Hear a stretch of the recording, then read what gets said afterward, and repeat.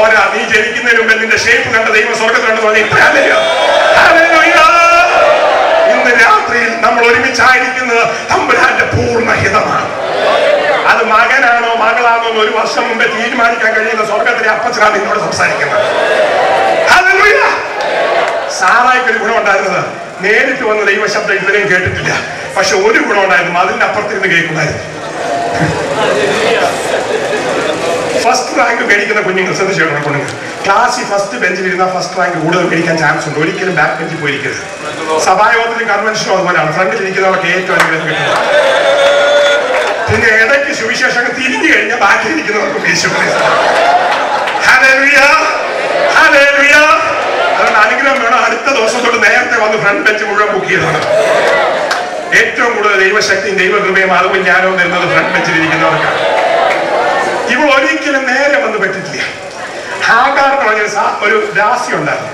അവളും ദൈവത്തെ നേരത്തെ കണ്ടില്ല. പക്ഷെ അബ്രഹാമിന്റെ ദാസി ആയതുകൊണ്ട് ദൈവം അവളുടെ മേൽ കരിഞ്ഞു. പ്രത്യേകിച്ച് അബ്രഹാമിന്റെ വിത്തും അവളുടെ ഉള്ളിൽ വന്നപ്പോൾ കുറച്ചുകൂടെ കരിഞ്ഞു. അബ്രഹാം അപ്പം തുരുത്തി വെള്ളമൊക്കെ ആയിട്ട് ഇറക്കി വിട്ടു. കഥ ഞാൻ ചുരുക്കട്ടെ. ഇവൾ കുറച്ചങ്ങോട്ട് പോയപ്പം വെള്ളവും തീർന്നു, എല്ലാം തീർന്നു. അപ്പോഴവൾക്ക് ദൈവത്തെ കാണാൻ പറ്റി. അതുവരെ അവൾ അറിഞ്ഞിട്ടില്ലാത്ത ദൈവം, അതുവരെ അവൾ കണ്ടിട്ടില്ലാത്ത ദൈവം, അതുവരെ അനുഭവിച്ചിട്ടില്ലാത്ത ദൈവം മരുഭൂമിയുടെ മധ്യത്തിൽ ഒരു ബെൽറഹായി റോഹി എന്ന് പറഞ്ഞ ഒരു വലിയ തുരുത്ത് അവൾക്ക് വേണ്ടി ഒരുക്കി അവളെ കുഞ്ഞിനെയും അനുഗ്രഹിച്ചുവെങ്കിൽ നിന്റെ ഏകാന്തതയില്ല, നിന്റെ മരുഭൂമിയില്ല, നിന്റെ സഹായമില്ലാത്ത അവസ്ഥയില്ല നിനക്ക് വേണ്ടി ഇറങ്ങി വന്ന് നിന്നെ കാണുവാൻ കാത്തിരിക്കുന്ന ദൈവത്തിനായി ദൈവത്തെ സ്തുതിക്കുന്നു. ബെൽറഹായി റോഹി എന്ന് പറഞ്ഞ അതിന്റെ അർത്ഥം എന്താണെന്നറിയാമോ? എന്നെ കണ്ടവനെ ഞാൻ കണ്ടു. ഇന്ന് രാത്രിയിൽ എന്നെ കണ്ടവനെ കാണാത്ത ആരെങ്കിലും ഉണ്ടെങ്കിൽ ഇറങ്ങിപ്പോകണ്ട, കണ്ടേച്ച് വരണം അടുത്ത പ്രാവശ്യം. എന്റെ ശരിക്കുള്ള ക്ലാസ്സാണ് ഇറങ്ങിപ്പോകാൻ പറഞ്ഞേനെ. പക്ഷെ ഈ ക്ലാസ് വിശ്വാസത്തിന്റെയും സമൃദ്ധിയുടെയും സുവിശേഷത്തിന്റെ ആയതുകൊണ്ട് ആരും ഇറങ്ങിപ്പോകണ്ട. എന്നെ കണ്ടവനെ കണ്ടിട്ടില്ലാത്ത ആരെങ്കിലും ഉണ്ടെങ്കിൽ കണ്ടവനെ കാണുവാൻ ദൈവം കൃപ തരുമാറാകട്ടെ. Hallelujah, hallelujah. സാറ അപ്പുറത്തിരുന്ന് കേട്ട് ചിരിച്ചു. അത്രയെങ്കിലും കേട്ടതിനായി ഞാൻ ദൈവത്തെ സ്തുതിക്കുന്നു. സാറ അപ്പുറത്തിരുന്ന് കേട്ടു. അടുത്ത വാക്യം. എന്നാൽ അബ്രഹാമും സാറയും വയസ്സ് ചെന്ന് വൃദ്ധരായിരുന്നു. സ്ത്രീകൾക്കുള്ള പതിവ് സാറയ്ക്ക് നിന്നുപോയിരുന്നു. ആകയാൽ സാറ ഉള്ളുകൊണ്ട് ചിരിച്ചു. ഉള്ളുകൊണ്ട് ചിരിച്ചു എന്ന് പറഞ്ഞാൽ ഇങ്ങനെ പോലല്ലേ, ആരും കാണുന്ന പോലെ പുഞ്ചിരിയല്ല, ആരും കാണാതെ സീരിയസ് ആയിട്ട് ഉള്ളിൽ അകത്ത് ചിരിച്ചു. മച്ചിയായിരിക്കുന്ന എന്നെ ഇന്ന് രാത്രി ദൈവദാസം വന്ന് പറയുകയാണ്, ഒരു പുതിയ അനുഭവം ഉണ്ടായി, വിശ്വാസം ഉണ്ടായി, ഞാൻ ഇനി കുഞ്ഞുങ്ങളെ ദൈവരാജ്യത്തിന് വേണ്ടി ഡൊണേറ്റ് ചെയ്യാൻ പോവാണ്. Praise the Lord. ഇത് നടക്കുന്ന സംഭവമല്ല, ചിരിച്ചുകൊണ്ടിരിക്കുകയാണ്. പക്ഷെ എന്ത് സംഭവിച്ചെന്നറിയാമോ? 13-ാം വാക്യം വായിച്ചു കഴിഞ്ഞാൽ ദൈവം ഉള്ളിലിരിക്കുന്ന ചിരി വരെ കണ്ടു.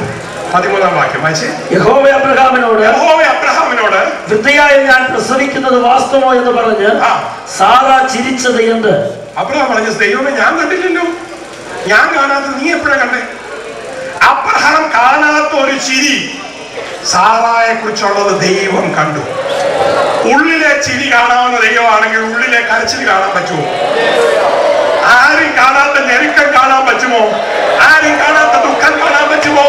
നിന്റെ നെടുവീർപ്പും നിന്റെ വേദനയും നിന്റെ ദുഃഖവും നിന്റെ സകല വിഷമങ്ങളും നിന്റെ ഉള്ളിൽ ഞെരുങ്ങി പൊക്കി വെങ്ങി വെങ്ങി വെങ്ങി വെങ്ങി ഇന്ന് തീ പോലെ കത്തുന്ന ചില വിഷയങ്ങളെ കാണുകയും മനസ്സിലാക്കുകയും ചെയ്യുന്ന സ്വർഗം ജീവിക്കുന്നു.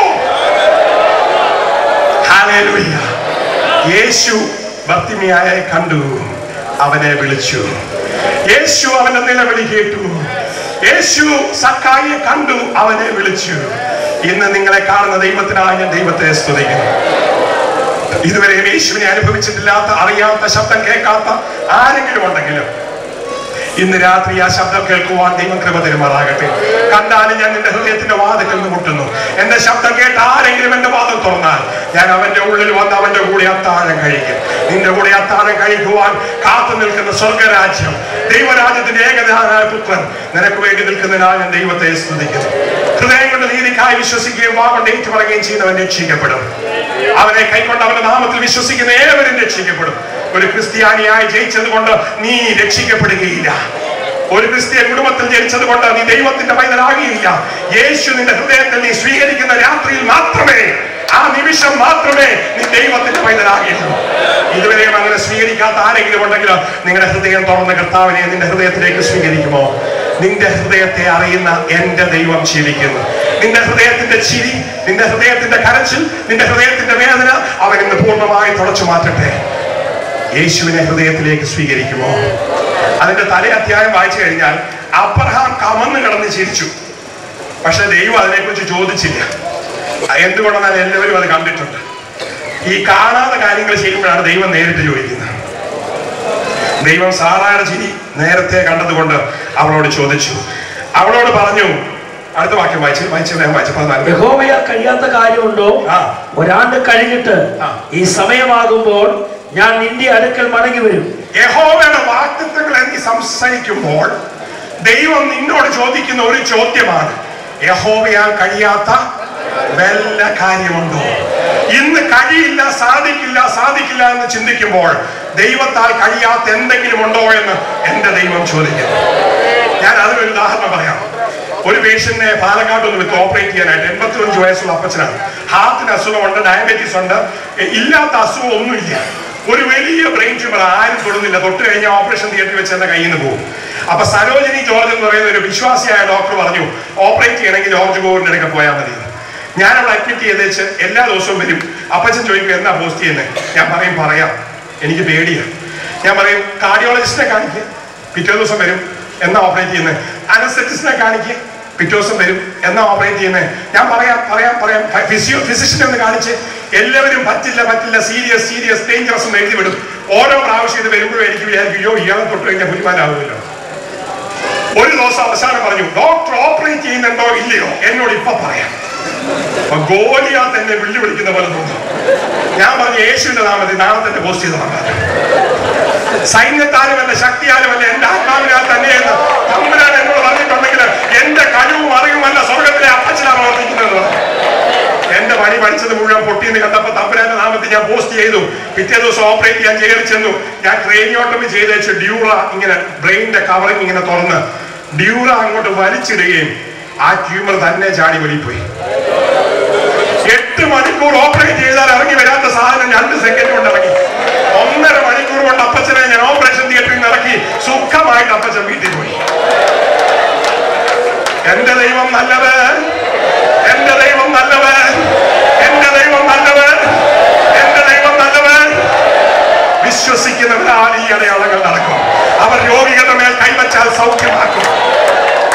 ദൈവം കണ്ടീഷൻ ഒന്നേ വെച്ചിട്ടുള്ളൂ, വിശ്വസിക്കുക.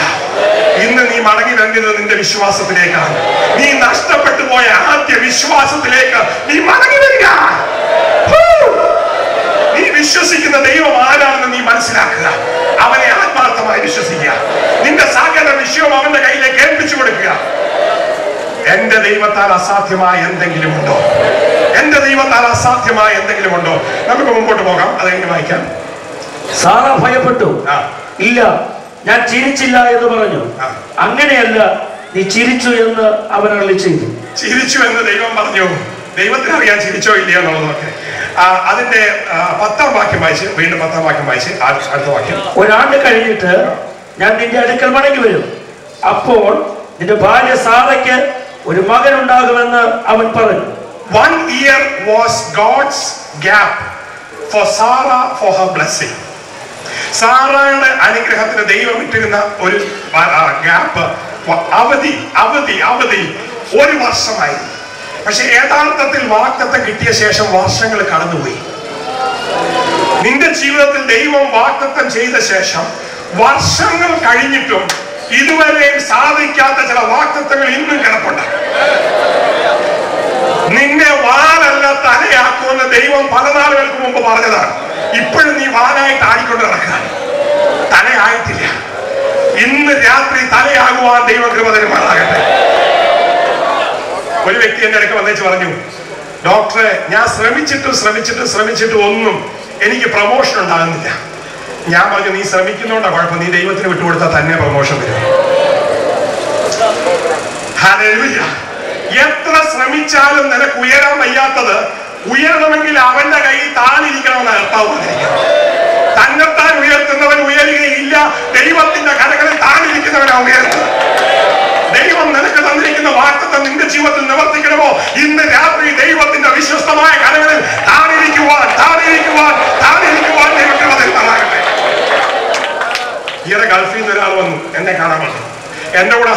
ഹോസ്പിറ്റലിൽ വർക്ക് ചെയ്ത ഒരു നേഴ്സിന്റെ ഭർത്താവാണ്. ഇവിടെ ഒരു ബ്രദറുകാരിയാണ് എന്റെ തിയേറ്ററിൽ എന്നെ 2 വർഷം ഹെൽപ്പ് ചെയ്ത നല്ലൊരു കുട്ടിയാണ്. ഭർത്താവ് 5 വർഷമായിട്ട് ഗൾഫിലാണ്. ഞാൻ ചോദിച്ച സഹോദരൻ എന്താ ചെയ്യുന്നത്? രാവിലെ മുഴുവൻ ഒരിടത്ത് വർക്ക് ചെയ്യും, രാത്രി മുഴുവൻ വേറൊരിടത്ത് വർക്ക് ചെയ്യും. 5 വർഷമായിട്ട് 2 ജോലി 2 കമ്പനി ചെയ്യുന്ന ആരെങ്കിലും ഉണ്ടോ? ഞാൻ ഞെട്ടിപ്പോയി. ഉറങ്ങുന്ന എപ്പോഴാന്ന് ചോദിച്ചു. രാത്രിയിലത്തെ പണി 4 മണിക്ക് കഴിഞ്ഞേച്ച് രാവിലെ പണി പോകുന്നതിന് വരെ കിടന്നുറങ്ങും. രാവിലത്തെ പണി പകുതി കഴിഞ്ഞേച്ച് പിന്നെയും കിടന്നുറങ്ങും. ഇങ്ങനെ 5 വർഷം ഈ മനുഷ്യൻ അധ്വാനിക്കുക. ഞാൻ ചോദിച്ചു, എന്തിനു വേണ്ടിയാണ് നിങ്ങൾ ഇങ്ങനെ അധ്വാനിക്കുന്നത്? ഡോക്ടറെ ഒരു വീട് വേണം. ഞാൻ പറഞ്ഞു, നിങ്ങൾ വിശ്വാസിയാണോ അവിശ്വാസിയാണോ എന്ന് ചോദിച്ചു. പട്ടിയെ പോലെ പണിയുന്നവൻ തമ്പുരാന്റെ കുട്ടിയല്ല, തമ്പുരാന്റെ കുട്ടി പട്ടി പോലെ പണിയില്ല. ഇയാൾക്ക് ഇത് പിടികിട്ടിയില്ല. ഞാൻ പറഞ്ഞു, വചനം എടുത്തു തരാം. സഭാപ്രസംഗിയുടെ പുസ്തകം 2-ാം അധ്യായം 24, 25, 26 നിങ്ങൾ നോക്കാൻ പറഞ്ഞു. അവിടെ എഴുതിയിട്ടുണ്ട്, ദൈവം തനിക്ക് പ്രസാദിക്കുന്നവർക്ക് 3 കാര്യങ്ങളെ കൊടുക്കുന്നു: അറിവും ജ്ഞാനവും സന്തോഷവും. സമ്പത്തും അനുഗ്രഹവും സ്ഥാനവും മാനവും ഒന്നും എഴുതിയിട്ടില്ല. അവിടെ എഴുതിയിരിക്കുന്ന അറിവും ജ്ഞാനവും സന്തോഷവും കൊടുക്കുന്നു. വായിച്ചോ, വാക്യം കിട്ടിയത് വായിച്ചോളൂ. തനിക്ക് പ്രസാദമുള്ള മനുഷ്യന് അവൻ ജ്ഞാനവും അറിവും സന്തോഷവും കൊടുക്കും. ഇന്ന് പ്രസാദമുള്ളവരൊക്കെ ഓടുന്നത് സമ്പത്ത് സമ്പത്ത് സമ്പത്ത്. പണ്ട് സമ്പത്തിനെ കുറിച്ച് അത്രയും ഉണ്ടാകില്ല. നന്മയും കരുണയും ആയുഷ്കാലവും ഒക്കെ എന്റെ പുറകെ വരുമെന്നാണ്. നന്മയും കരുണയുടെയും പുറകെ പോകാൻ പറഞ്ഞിട്ടില്ല. നന്മയും കരുണയുടെ ഉറവിടമായ കർത്താവിന്റെ പുറകെ പോകുമ്പോൾ ഓട്ടോമാറ്റിക്കായിട്ട് ആശുപത്രിയൊക്കെ പുറകെ തരും. ഒരിക്കലും സമ്പത്തിന്റെ പുറകെ ഓടാനല്ല ദൈവമക്കളെ കുറിച്ച് ദൈവം ആഗ്രഹിക്കുന്നത്. ജ്ഞാനവും വിവേകവും ദൈവസ്നേഹവും സന്തോഷവും ആത്മീയ ഫലങ്ങളും ഇതിന്റെ പുറകെ പോകാൻ ആഗ്രഹിക്കുന്നത്. ഹല്ലേലൂയ. അടുത്ത വാക്യം വായിച്ചേ. ഭാവിക്കോ ദൈവം തനിക്ക് പ്രസാദമുള്ളവന് സന്തോഷവും പ്രസാദവും ബാക്കിയുള്ളതൊക്കെ കിട്ടിയ ദൈവമക്കൾക്ക് ദൈവം തനിക്ക് ദൈവം തനിക്ക് പ്രസാദമുള്ളവന് അനുഭവമാകുവാൻ തക്കവണ്ണം അവൻ അനുഭവിക്കേണ്ടതിന് ധനം സമ്പാദിക്കുകയും അധ്വാനിക്കാൻ ധനം സമ്പാദിക്കുകയും സ്വരൂപിക്കുകയും ചെയ്യുവാനുള്ള കഷ്ടപ്പാട് കൊടുത്തിരിക്കുന്നു. അപ്പൊ കഷ്ടപ്പെടുന്ന ഏതെങ്കിലും ദൈവമക്കളെ കണ്ട എന്ത് പറഞ്ഞോണം? നീ മഹാപാപിയാന്ന് പറഞ്ഞോണം. 24 മണിക്കൂറും നീ കഷ്ടപ്പെടാൻ സ്വർഗത്തിലെ അപ്പച്ചനെ ആഗ്രഹിച്ചിട്ടില്ല. ഒരു അന്തരീക്ഷം പറയാം. കഷ്ടപ്പെട്ട് മുട്ടുവേദനയും കൊളസ്ട്രോളും തലവേദനയും ഒക്കെ ഉണ്ടാക്കുന്നത് നിന്റെ കുഴപ്പമുണ്ടാണ്. എന്റെ ഫസ്റ്റ് ഇയർ ഞാൻ പഠിക്കുമ്പോൾ ഞാൻ സുവിശേഷം പറഞ്ഞ് ഞങ്ങളുടെ പ്രാർത്ഥനാ ഗ്രൂപ്പിൽ രക്ഷിക്കപ്പെട്ട കെന്നി തോമസ് എന്ന് പറയുന്ന കോഴഞ്ചേരി എരന്തൂർക്കാരൻ ഇന്നവൻ എറണാകുളത്ത് വർക്ക് ചെയ്യുന്നുണ്ട്. പരീക്ഷയ്ക്ക് തലേ 1 മാസം മുഴുവൻ കുത്തിയിരുന്ന് പായലിരുന്ന് അന്യഭാഷ പറയുകയാണ്. ഞാൻ പറഞ്ഞു, എന്റെ കുഞ്ഞെ, നീ ഇങ്ങനെ അന്യഭാഷ പറഞ്ഞ് ബൈബിൾ വായിച്ചിരുന്ന നിന്നെ മുഖ്യത് ഞാനാണെന്ന് പറഞ്ഞ് നിന്റെ അപ്പച്ചനും അമ്മച്ചും ഒറ്റ പുത്രനവൻ. അപ്പൻ ഗൾഫിലാണ്. എന്നെ ചവിട്ടി വെളിയിൽ കളയും. ദയവ് ചെയ്ത് നീ പഠിക്കാൻ പറഞ്ഞു. ഒരു രക്ഷയില്ല. എന്റെ കൂടെ ഇരുന്ന് പിന്നെ അന്യഭാഷ പറയും. അന്നത്തെ ആ വർഷത്തെ റിസൾട്ട് വന്നപ്പോൾ Punjab university Kenny Thomas 2nd rank ആയിരുന്നു. പിന്നെ ഒരിക്കലും റാങ്ക് മേടിച്ചിട്ടില്ല. പഠിക്കാത്ത ദിവസം, കുത്തിയിരുന്ന ദിവസം, രാത്രിയിലിരുന്ന് റാങ്ക് കൊടുത്ത് എന്റെ ദൈവം ജീവിക്കുന്നുവെങ്കിൽ ആദ്യം പഠിക്കുന്നതിനല്ല അനുഭവിക്കുന്നതിനാണ് കാര്യമിരിക്കുന്നത്. ഇത്ര പഴങ്കഥ പറയേണ്ട. കഴിഞ്ഞ മാസം നടന്ന കഥ ഞാൻ പറയാം. എന്റെ മോൾ ഇന്ന് ഡെന്റൽ പഠിക്കാൻ ലുധിയാനയിലാണ്. എരിഞ്ഞു വിളിഞ്ഞ് എന്നെ പോലെ അല്ല, മൂത്തവള് ആകെ ക്ഷീണിച്ചിരിക്കുന്ന പെണ്ണാണ്. അവൾ ലുധിയാനയെ പോയപ്പോഴേ ഞാൻ പറഞ്ഞു, കുഞ്ഞെ അവിടെ പോയി കഴിഞ്ഞാൽ തണുത്ത് വിളച്ചു പോകും, നിനക്ക് മെഡിസിൻ കേരളത്തിൽ കിട്ടിയതല്ലേ, നീ ഇവിടെ ജോയിൻ ചെയ്തൂടെ? ഇല്ല പപ്പ, ദൈവഹിതമാണ്. ദൈവഹിതം അത്രയും ചെറുപ്പത്തിൽ കണ്ടുപിടിക്കാൻ എന്റെ മോക്ക് അറിയാമെങ്കിൽ പിന്നെ ഞാൻ പറയേണ്ട കാര്യമില്ലല്ലോ. ഞാൻ പറഞ്ഞു, സ്വോത്രം, നീ പൊക്കോടി എന്ന് പറഞ്ഞു. അവൾ പറഞ്ഞു, പപ്പ വഴിക്ക് വെച്ച് പപ്പ എന്നോട് കുറ്റം പറയില്ലല്ലോ. ദൈവഹിതത്തിന് ഇറങ്ങിയാൽ ഞാൻ കുറ്റം പറയൂ? ഇല്ല. 10 കാര്യം പറയാൻ പറഞ്ഞു. ദൈവഹിത എന്താണ്? 10 കാര്യം അവള് തകടകാന്ന് പറഞ്ഞു. എന്തുകൊണ്ടാണ് എന്റെ പോയത്? വിന്റർ ആയപ്പോഴത്തേക്ക് ചുമ, ശ്വാസം മുട്ട്, ചുമ, ശ്വാസം മുട്ട്, ചുമ, ശ്വാസം മുട്ട്. അപ്പോഴേ ഞാൻ വിളിച്ചു പറഞ്ഞു, നിന്നോട് ഞാൻ പറഞ്ഞല്ലേ നീ ലുധിയാനയിൽ പോകണ്ട, നീ ഡോക്ടറെ ഒന്ന് പോയി കാണാൻ പറഞ്ഞു. അവള് ഡോക്ടറെ കണ്ടില്ല. അവള് പ്രാർത്ഥനാ ഗ്രൂപ്പിൽ എല്ലാം കയറി പ്രാർത്ഥിച്ചുകൊണ്ട് നടക്കുകയാണ്. മെയിൻ പരീക്ഷയുടെ തലേദിവസം ഞാൻ അവളെ വിളിക്കുമ്പോൾ ശ്വാസം വലിച്ച് ചുമച്ച് ശ്വാസം വലിച്ച് ചുമച്ചിങ്ങനെ കിടക്കുകയാണ്. ഞാൻ ഓർത്ത്, ദൈവമേ, എനിക്ക് മെഡിസിൻ അറിയാം, ശുശ്രൂഷിക്കാൻ അറിയാം, പക്ഷെ കൊച്ചു ദൂരെ കിടക്കുകയല്ലേ, എനിക്ക് വല്ലതും ചെയ്യാൻ പറ്റൂ? നല്ല ഡോക്ടറാണ്. അപ്പം പറഞ്ഞിട്ട് വല്ല കാര്യമുണ്ടോ? ഞാൻ പറഞ്ഞു, മോളെ ഇങ്ങനെ കിടന്നാൽ അങ്ങനെ ഒക്കുന്നത്, ഭയങ്കര പനിയാണ്. ഞാൻ പറഞ്ഞു, നീ കണ്ണടക്കി, ഞാൻ പ്രാർത്ഥിക്കാമെന്ന് പറഞ്ഞു. 9:15 മണിക്ക് എന്റെ സോഫ സെറ്റിൽ കിടന്നുകൊണ്ട് എന്റെ മോക്ക് വേണ്ടി 2 പ്രാർത്ഥന പ്രാർത്ഥിച്ച